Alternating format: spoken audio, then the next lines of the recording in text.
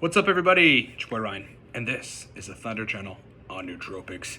So I just got an email from a dude who is basically bashing a well-known nootropics company, the Depot, for their tyrosine not working. And it brings up a really important point, which I'm going to get to in a second, that, I just want everybody to understand. I want as many people as possible to understand this point. And that is that you cannot look at any nootropic from the perspective of, well, either it works or it doesn't work. It either works or it doesn't work. And then, so, if the compound in question is not providing a noticeable, discernible effect, then it doesn't work. The batch is bad, and the company that sent it is sending out fake tyrosine or whatever, right? Some of you who are veterans in this game and understand neurochemistry even a little bit know the fallacy in thinking like this, thinking, well, something either works or it doesn't work. And if it's not producing the right effects, it doesn't work, or it's a bad batch or something. And that fallacy is simply, well, brain chemistry. I could see if we were all the same, if we had all had the same brain chemistry as if, we were all just born, and then we all followed the exact same lifestyle and exact same diet. And then when we were all 20 years old and we had the same genes, if you just took a bunch of clones of the same people, and then everything they did was the same, pretty much the response to certain nootropics would be the same between all of them. But since people aren't like that, and in no case are we doing that, having clones of the same people with the same genetic makeup and brain chemistry, the effects are going to be different for different people. Not only that, that's kind of just a smidgen of it.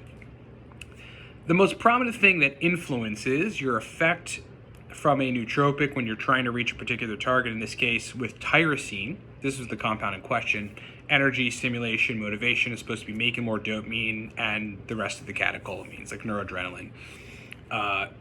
If you're not getting a noticeable result, first of all, maybe it's your dose, but secondly, it's probably the intra-neurological signaling that is at the root of it, right? Not necessarily causing it, right? It's just the way the person's brain chemistry is set up is what's causing their response to tyrosine to be either nil or less than substantial, okay?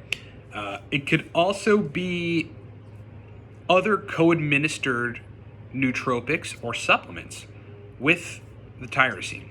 One classic example is 5-HTP. So if you're taking 5-HTP with tyrosine, they competitively uptake. So the brain sort of decides which one it's going to use to synthesize into the transmitter based on its needs at the time, right? And some other factors like tyrosine hydroxylase and dopa decarboxylase and things of this nature. But 5-HTP, taking it in even marginal quantities can interfere with the effect of tyrosine when you take it, because they're competing. They're competing for uptake. They literally compete for uptake.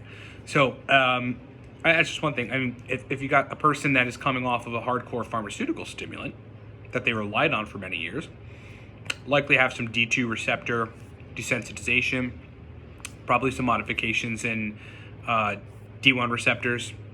D1 and D2 autoreceptors are probably modified in negative ways that don't promote a pronounced dopaminergic response in response to something like tyrosine. So that's just one additional possibility. There's so many. Low testosterone is another one where the proper dopaminergic response won't show up, right? In some cases, it will not show up if you're near hypo on the total test range in response to something like tyrosine, okay? So the email was basically like, man, Nootropics Depot has gone downhill. They sold me fake tyrosine. It didn't work. Guys, it's not about work or not work. It's about, it should be doing this to a pretty balanced, normal brain. It should have this effect, raising catecholamines in this case, in a pretty normal, balanced brain, assuming there is no pharmaceutical stimulant in the mix, there is no otherwise anti-dopaminergic pharmaceutical that is in the mix or has been in the mix or was in the mix for 5 years, like a person took Ritalin for 5 years or something, and assuming some of these other issues aren't happening. The question to ask in these situations is like, well, am I expressing enough tyrosine hydroxylase?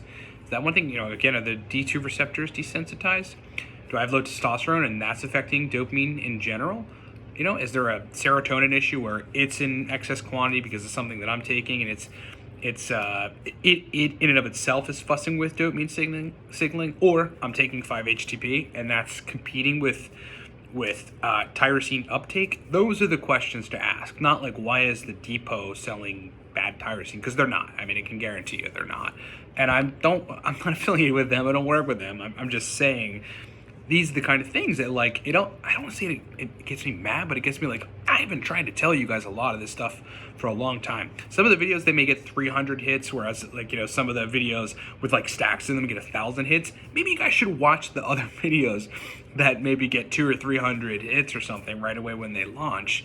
Like, I'm making useful points that, are extrapolable to your situation in every video, right? It's not just about one solid nugget. Like, listen to everything that I'm saying. Please listen to everything I'm saying. And don't bash a nootropics company because you're not getting a response from something. Look at all these other factors and variables, and don't think the nootropic works or it doesn't work. Much more complex than that. Hope that makes sense. Thanks for watching.